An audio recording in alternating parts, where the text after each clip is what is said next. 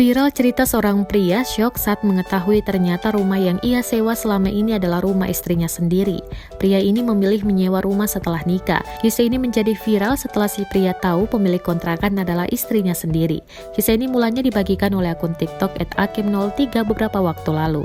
Si pria diketahui asal Malaysia bernama Akim. Setelah menikah, Akim menyewa sebuah rumah bersama sang istri. Ia diketahui baru menikah selama 5 bulan. Setelah 5 bulan itulah Akim rutin membayar uang sewa. Namun belakangan ada fakta mengejutkan yang baru diketahui Akim. Rupanya kontrakan tersebut adalah milik istrinya sendiri. Tidak diketahui pasti bagaimana kronologi Akim bisa tahu kalau istrinya adalah pemilik rumah. Kendati demikian, cerita ini viral dan mengundang beragam reaksi netizen. Banyak yang memuji kecerdasan istri Akim karena berhasil mendapatkan penghasilan tambahan dari sang suami. Tak sedikit pula yang merasa terhibur dengan kisah ini dan penasaran cara istri Akim menyembunyikan rahasia tersebut.